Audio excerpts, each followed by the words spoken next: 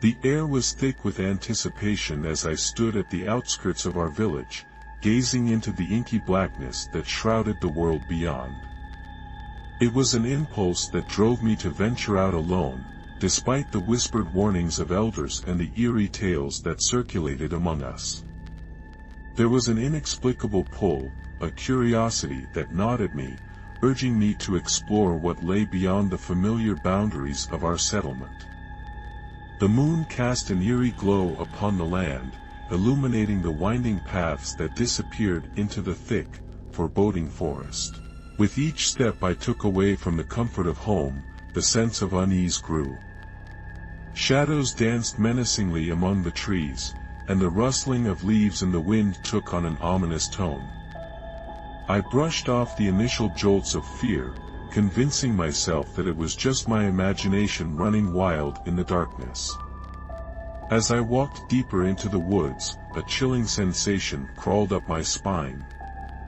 The crunch of twigs beneath my feet sounded unnaturally loud, disrupting the otherwise eerie silence of the night.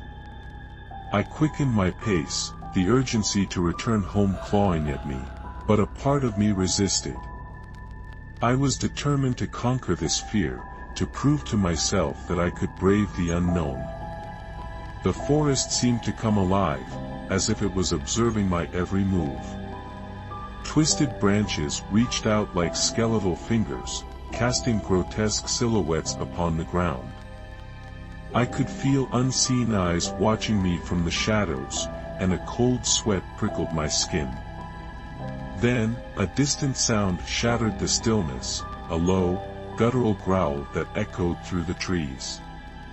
Panic surged within me, and I spun around, searching for the source of the noise.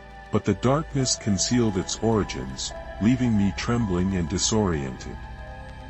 I stumbled onward, the path growing increasingly obscure. The trees seemed to twist and morph, their shapes contorting into nightmarish forms. Every rustle, every whisper of the wind, set my heart pounding in terror. My mind played tricks on me, conjuring grotesque images that lurked just beyond my line of sight. A sudden movement caught my eye, a flicker of movement in the dense underbrush. I froze, my breath catching in my throat. My pulse thundered in my ears as I strained to see through the darkness. But before I could discern anything, the figure vanished into the night, leaving me in a state of heightened alarm.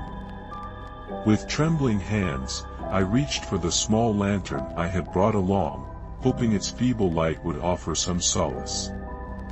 As the flame flickered to life, it cast a meager glow that barely pierced the surrounding gloom. Shadows danced and contorted, playing tricks on my senses. I stumbled upon an ancient, dilapidated structure, a decrepit cabin swallowed by time and neglect.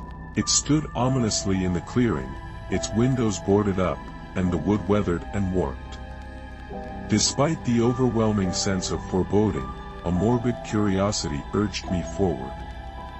The creaking door protested as I pushed it open, revealing an interior cloaked in darkness.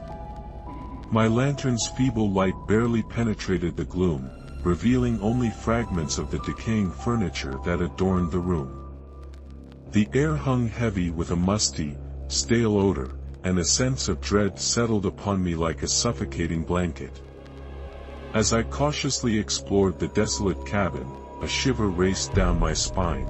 Whispers seemed to echo from the shadows, chilling me to the core. I couldn't shake the feeling that I was being watched, that unseen eyes followed my every move.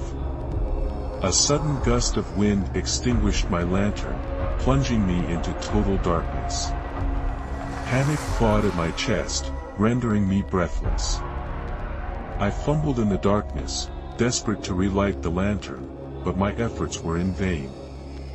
That's when I heard it, the sound of ragged breathing, close enough to brush against my ear.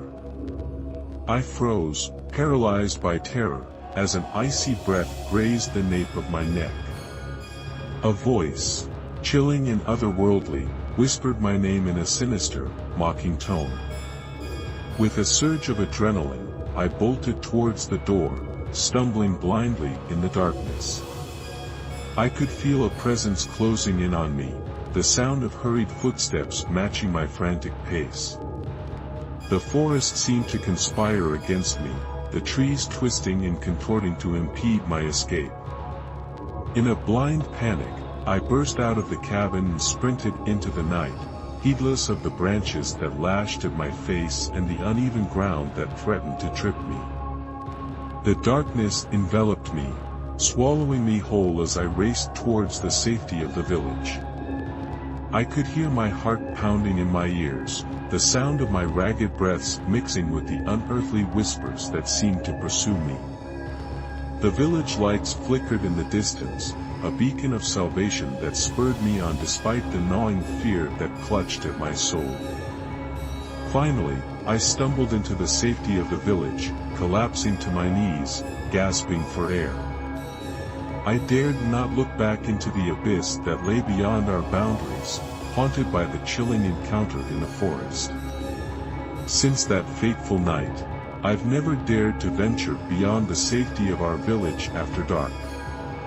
The memory of the lurking horrors in the depths of the woods remains etched in my mind, a chilling reminder of the dangers that lie beyond the familiar, a reminder of the night I dared to walk outside the village and barely escape the clutches of something sinister and inexplicable.